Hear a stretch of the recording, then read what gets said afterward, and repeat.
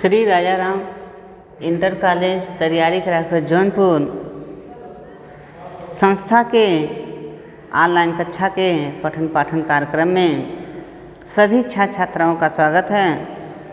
आज हम कक्षा 9 विषय सामाजिक विज्ञान में बताएंगे आपको। जैसा कि हमने कल बता दिया था, सामाजिक विज्ञान अध्याय 2 पढ़ा रहे थे, भारत का भौतिक स्वरूप के बारे में बता रहा था। भारत के भौतिक स्वरूप में या भारत को भौतिक स्वरूप की दृष्टिकोण से कितने उपभागों में बांटा गया है, तो हमने धरातल के दृष्टिकोण से, भौतिक विभाग के दृष्टिकोण से, भारत के प्राकृतिक दृष्टिकोण से, धरातलीय दृष्टिकोण से, मतलब कई प्रश्न पूछ सकता है। उस तरह से हम भारत को निम्नलिखित 5 मुख्य रूप से, प्रमुख रूप से देखा जाता है तो कितने में बांट सकते हैं बेटा, 5 भागों में बांट सकते हैं। जैसा कि आपको यहाँ पे हमने मानचित्र में कल बना के दिखा दिया था, आज भी उससे पढ़ा हुआ है। तो आप देखेंगे जो उत्तरी भाग जम्मू कश्मीर से लेकर ऐसे हिमाचल प्रदेश, उत्तराखंड, ऐसे सिक्किम और यहाँ पे अरुणाचल प्रदेश, नागालैंड, मेघालय, मणिपुर, मिजोरम, त्रिपुरा सब पकड़ते हुए ऐसे देखते हैं। इधर का ऊपरी वाला जो भाग होता है उसे हम क्या कहते हैं, उत्तर का पर्वतीय क्षेत्र या विभाग या भाग कहते हैं, प्रदेश कहते हैं। तो इस तरह से पहला ये हो गया। दूसरे में आप देखेंगे उत्तर का विशाल मैदान, जैसा कि आपको क्या दिया है, उत्तर का विशाल मैदान। उत्तर का विशाल मैदान कहाँ है, आप लिखना भी चाहते हैं तो लिख देंगे पर्वतीय भाग के नीचे, और दक्षिण पठार के ऊपरी वाले भाग को हम क्या कहते हैं, उत्तर का विशाल मैदान कहते हैं। तो उत्तर का विशाल मैदान आप देखेंगे पंजाब, हरियाणा, उत्तर प्रदेश, बिहार, पश्चिम बंगाल पकड़ते हुए यहाँ असम के कुछ क्षेत्रों में तक चला गया। अर्थात यह देखा जाता है कि भारत का क्या ये मैदानी भाग होता है, जो है कि मैदानी भाग होता है, नदियों द्वारा लाए गए उपजाऊ पाक मिट्टी से बना होता है। तो यहाँ पे देखेंगे ये इसका दूसरा भाग है, मतलब ये उत्तर का विशाल मैदान है। फिर तीसरा आप देखते हैं कहाँ बेटा, आप देखेंगे दक्षिण का पठार, जो बीच में हमने बताया त्रिभुज की तरह बना हुआ आकार पाया जाता है। इस तरह से जो पेंट किया गया भाग आपको दिखाई दे रहा है, ये आपका क्या है, दक्षिण का पठार होता है। ठीक है। इसके बाद आप देखिए यहाँ पे क्या दिया, समुद्र तटीय मैदान। समुद्र तटीय मैदान यहाँ पर गुजरात से लेकर देखिएगा, गुजरात से लेकर महाराष्ट्र, कर्नाटक, केरल पकड़ते हुए तमिलनाडु, आंध्रा, उड़ीसा के तक चले जाते हैं। तो हम यह उसके तटीय भाग को देखते हैं, अर्थात यह समुद्र तटीय प्रदेश हो गया। ठीक है। इस तरह से और भी देखते हैं। अंतिम हमारा थार का मरुस्थल आप देखते हैं कि गुजरात के उत्तर में और पंजाब हरियाणा के दक्षिण में आप देखते हैं, और यहाँ पे देखते हैं मध्य प्रदेश के पश्चिम में देखते हैं तो हमारा क्या है, या कहने मतलब पाकिस्तान के सटा हुआ जो भाग दिखाई देता है वो राजस्थान का है। राजस्थान वाले भाग में हमने क्या देते हैं, मरुस्थल या थार का मरुस्थल कहा जाता है। ठीक है। तो आज हम पहले पढ़ते हैं क्या, आज हम उसमें पढ़ेंगे कि उत्तर के पर्वतीय भाग, उत्तर का जो पर्वतीय प्रदेश होता है, जो भाग होता है, उसके बारे में पढ़ेंगे। उत्तर का पर्वतीय प्रदेश, इसमें पहले हेडिंग आप पढ़ेंगे। आप देखते हैं उत्तर का जो पर्वतीय प्रदेश होता है, इसमें देखते हैं ये भारत के उत्तरी भाग को उत्तर में का पर्वतीय प्रदेश कहा जाता है। भारत के उत्तरी भाग कहाँ से है, देखेंगे जम्मू कश्मीर ये वाले भाग को यहाँ से लेकर, या कहने मतलब जितने भी ऊपर वाला भाग होता है, यह भारत का उत्तरी भाग कहलाता है या उत्तरी भाग कहलाता है, पर्वतीय प्रदेश का। इस प्रदेश में का वितरण निम्न शीर्षकों के माध्यम से देखा जा सकता है। अर्थात बता रहा है कि इन जो प्रदेश होता है इनको निम्न आधार पर समझ सकते हैं। जैसे इसमें महान हिमालय होता है, मध्य हिमालय होता है, लघु हिमालय, मध्य या लघु हिमालय होता है, निम्न हिमालय या शिवालिक श्रेणी के नाम से जिसे जानते हैं। इस तरह से बेटा हमने देखते हैं इसमें कई चीज़ें होती हैं। तो हम देखते हैं जो ये ऊपर का होता है, ये जो पर्वत है, ये बलित पर्वत ये नवीन मोड़दार चट्टानों से बना हुआ है। इसके पूर्व में पूर्व से पश्चिम की लंबाई, या पश्चिम से यहाँ से देखते हैं जम्मू कश्मीर से लेकर यहाँ तक की जो लंबाई होती है अरुणाचल प्रदेश की, वो 2400, कहीं 2500 किलोमीटर है, कहीं 2400 किलोमीटर है। ठीक है। तो इसका अब यहाँ पर देखते हैं, जैसे यहाँ जम्मू कश्मीर में देखते हैं 140 मतलब 400 किलोमीटर की लगभग चौड़ाई हो सकती है, लेकिन यहाँ पर देखते हैं तो कितना 150 किलोमीटर चौड़ा क्षेत्र पाया जाता है। अर्थात इसकी जो चौड़ाई होती है वो 150 से लेकर 400 किलोमीटर के बीच में होती है। ठीक है, समझिए आगे बात।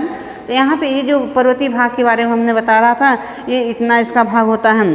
और यहाँ पे देखते हैं हिमालय का पर्वतीय प्रदेश को निम्नलिखित 3 भागों में विभाजित करते हैं। जैसे हमने यहाँ पर आपको बताया, इसको 3 भागों में विभाजित करते हैं। एक होता है जैसे यहाँ पर क्या, महान हिमालय, सबसे ऊपर वाला भाग जो होता है यहाँ से लेकर ऐसे चला जाता है, ऐसे ऐसे पकड़ते हुए इस जो होता है वो महान हिमालय होता है।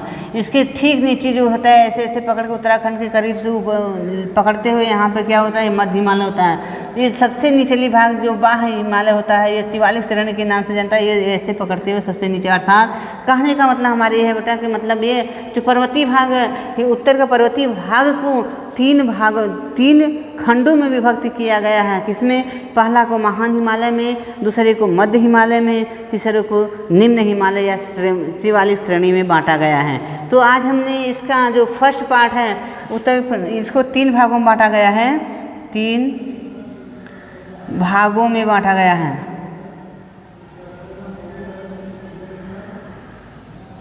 बांटा गया है। उसमें देखेंगे नंबर 1 क्या है बेटा, इसमें देखिएगा महान हिमालय,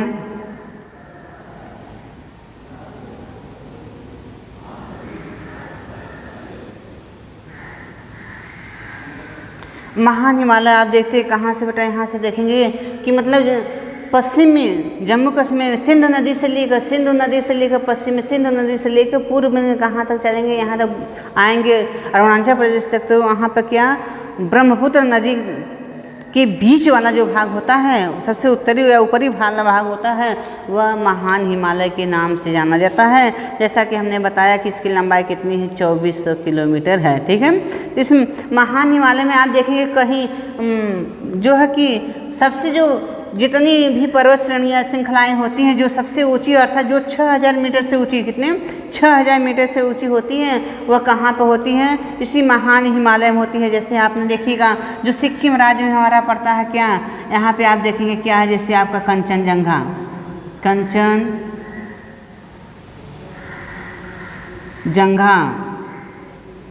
यहाँ पे आएंगे, थोड़ा सा इसके आगे आएंगे तो यहाँ पे देखिएगा नेपाल में ही पाया जाता है क्या, माउंट एवरेस्ट। माउंट एवरेस्ट जैसा कि इसकी ऊंचाई है 8848 मीटर। किसका? माउंट एवरेस्ट, जो विश्व का, भारत का ही नहीं बल्कि कहाँ, विश्व का सबसे जो ऊंचा पर्वत श्रेणी है, श्रृंखला श्रेणी है, कौन है? माउंट एवरेस्ट, जिसकी ऊंचाई 8848 मीटर है। जबकि जो उसका जो ठीक कंचनजंगा है वह कितना है बेटा? 8598। कितना है? 8598 मीटर यह जो है इसकी ऊंचाई है। कितना? 8598। इसके नीचे देखेंगे मकालू है। क्या है? यहाँ पे देखेंगे माउंट एवरेस्ट के बगल में क्या है? मकालू। ये मकालू है। ये मकालू पर्वत श्रृंखला जो होती है बेटा वो होती है 8481। कितना इसका होता है? 8481। इसकी ऊंचाई कितना होती है? 8481 होती है। फिर इसके आगे हम बढ़ते हैं, कौन है? अन्नपूर्णा। जैसे नेपाल है तो यहाँ पर ही देखेंगे, इसके बगल में यहाँ पे ही मान लीजिए क्या है? अन्नपूर्णा है। ये अन्नपूर्णा।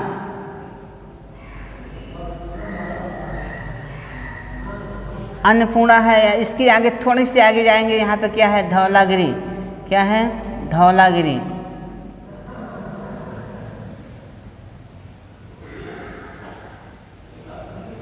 जैसा कि इसमें दिया है अन्नपूर्णा। अन्नपूर्णा का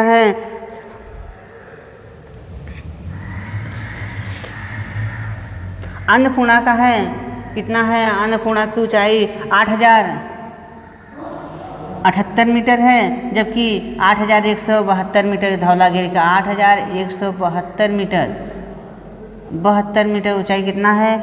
8172 मीटर धौलागिरी का है। इसके बाद यहाँ पे चले आएंगे, यहाँ पे देखेंगे गुरुला क्या है? गुरुला मंधाता।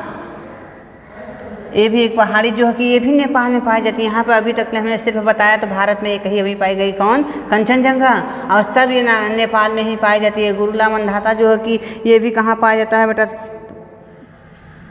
ये भी नेपाल में पाया जाता है। इसका है 77,728 मीटर। कितना? 7728 28 मीटर है। इसके बाद आप देखेंगे इसके नीचे है नंदा देवी। यहाँ पे देखेंगे उत्तराखंड में क्या है, नंदा देवी।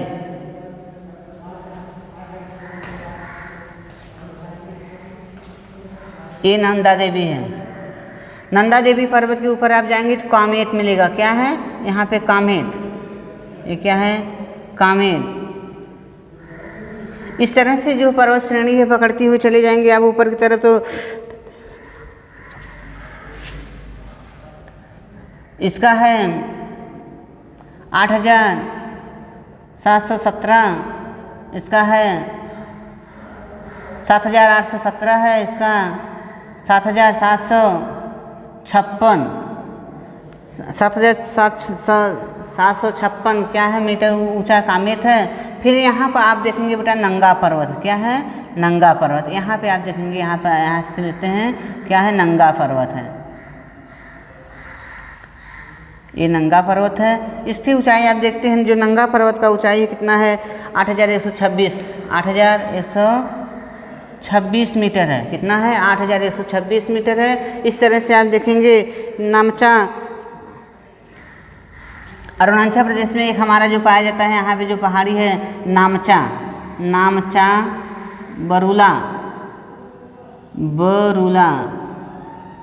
बरूला जो होता है यहाँ पे अरुणाचल प्रदेश में। इसकी ऊंचाई आप देखते हैं, इसकी ऊंचाई भी कितना है, 7,756 मीटर है। ठीक है, इस तरह से देखते हैं कि ये जो पहाड़ी महान हिमालय में है, ये जो पहाड़ी लगी हुई, इस तरह से आप देखेंगे बेटा कि इस तरह से जो पहाड़ी लगी हुई है, ये उत्तर का पर्वतीय प्रदेश है। उत्तर का पर्वतीय प्रदेश में जो महान हिमालय में है, जिसमें 6,000 से महान हिमालय मतलब जो बृहद हिमालय है, जो जिसमें 6,000 से ऊंची पर्वत श्रृंखलाएँ पाई जाती है, उसको महान हिमालय के अंतर्गत रखा जाता है। आपको जितने भी यहाँ पे लिखे हैं सब के सब क्या है, 6,000 से ऊंची जो पर्वत श्रृंखलाएँ आपको दिखाई दे रही है। ठीक है, कौन कौन से सबसे ऊंचा इसमें देखा जाता है, कौन सा है बेटा यहाँ पे, ये माउंट एवरेस्ट, जिसकी ऊंचाई कितना है, 8,848 है। यदि आपको विश्व का सबसे ऊंचा पूछता है कि कौन सा भारत की सबसे ऊंची, विश्व की सबसे ऊंची चोटी कौन सी है, तो माउंट एवरेस्ट है। यदि भारत की सबसे ऊंची चोटी पूछता है तो कौन सा है बेटा, यहाँ पे देखेंगे ये कंचनजंगा है।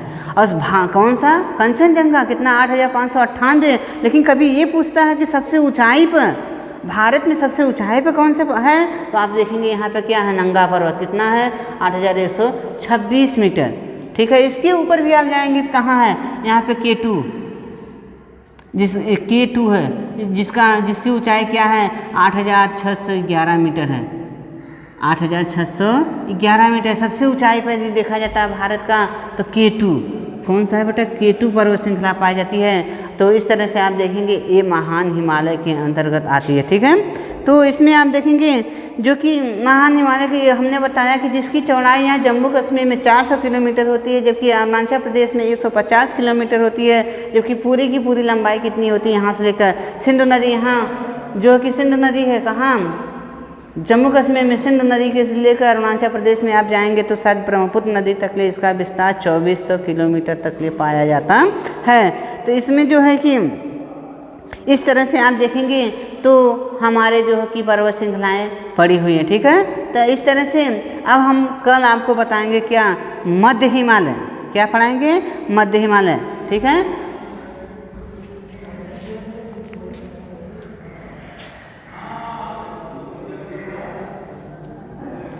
चलिए कल इसको हम बता देते हैं आपको।